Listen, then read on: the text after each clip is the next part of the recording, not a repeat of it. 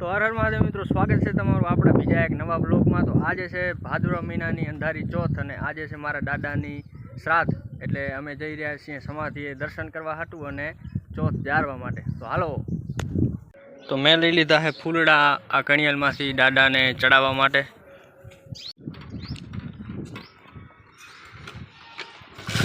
તો અમે બધી વસ્તુ લઈ લીધી છે। આમાં લઈ લીધું છે ધૂપ કરવા માટે અને આ બધી વસ્તુ છે હું આ જઈને જોઈએ અને જઈએ સમાધિ। હવે હાલો।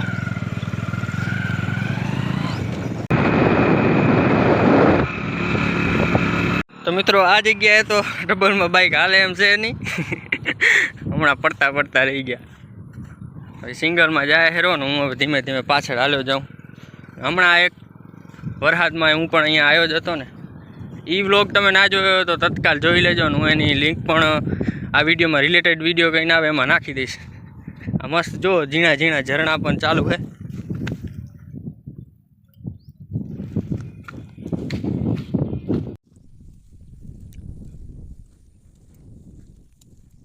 તો ફાઇનલી આપણે આવી ગયા અહીં સમાધિ જાળવા હાટું।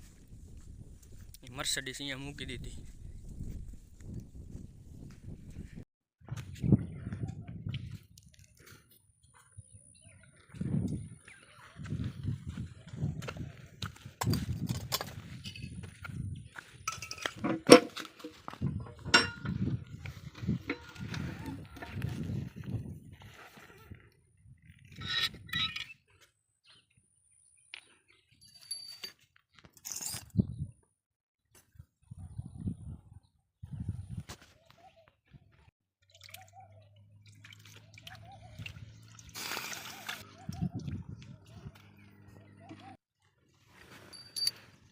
જીયાના માપની નાનકડી ઘંટડી।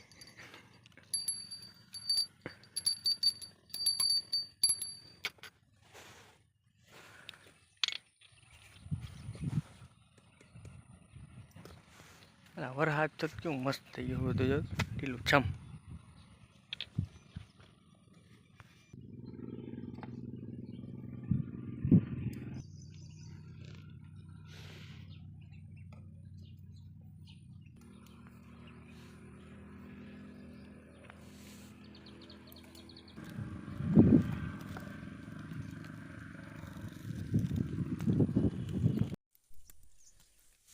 તો આ મેં ઘરેથી લઈને આવ્યા હતા ખીર ને રોટલીનો મહરિયો।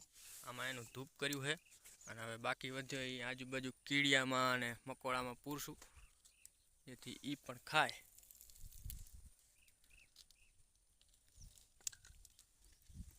મસ્ત ધૂપ થઈ ગયો છે।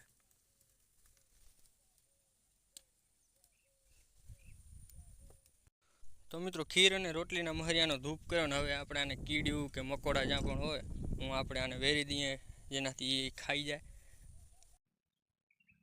ડાયરેક્ટ મકોડાને દળકને જ રાખી દીધો, એને મહેનત તો ના કરવી પડે ઘણી। હવે દાદાને એ જ પ્રાર્થના કરીએ કે એમની આત્મા જ્યાં ક્યાંય પણ હોય હંમેશા એમના આશીર્વાદ અમારા ઉપર રહે અને અમે જે એમના પાછળ કરીએ એ એમને જડી જાય બધું।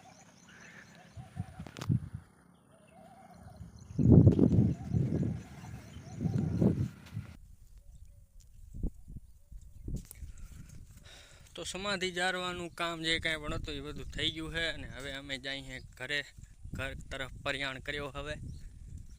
અને કેવું મસ્ત વાતાવરણ, આટલા બધા સુગરીના માળા છે ઠેકાણે।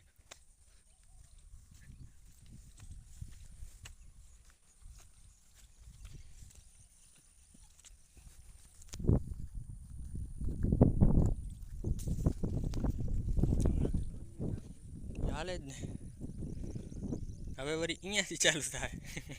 વરસાદ એવો હતો ને બધે થામ તોડી નાખ્યું, પણ આપણે અહીંયા ભૂંગરા ફિટ કર્યા દીજો કેવા મસ્ત પાણી કેવું ચોખ્ખું। આ બધું મેલનું પાણી પીળું પીળું છે બધું।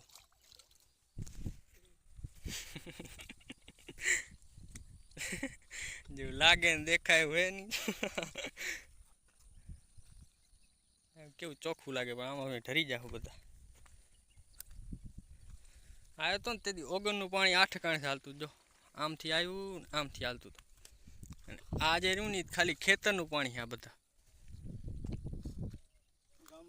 વિચારવું પડે કે જે બાવાજીએ આટલા વર્ષ સુધી શિવની પૂજા કરી કોઈ દી અપૂજ નથી રાખ્યા અને આવી જગ્યાએ સમાધિ લોકોને દેવડાવી. હવે આવા કઠિન રસ્તાને પાર કરીને હું ના પડી જાઉં ન કરતી કૂચી જાઉં. બહુ સેફલી પગ ભર્યા છે. આપણે પહોંચી ગયા અહીં પાર.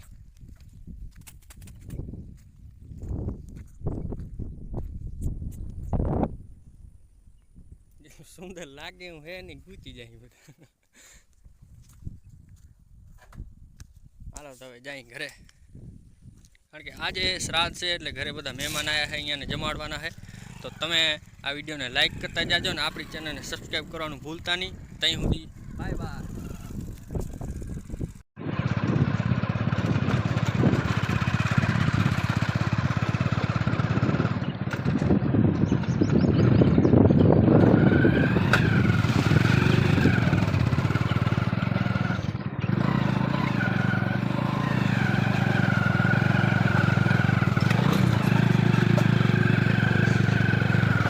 रिस्क है तो रिस्क है.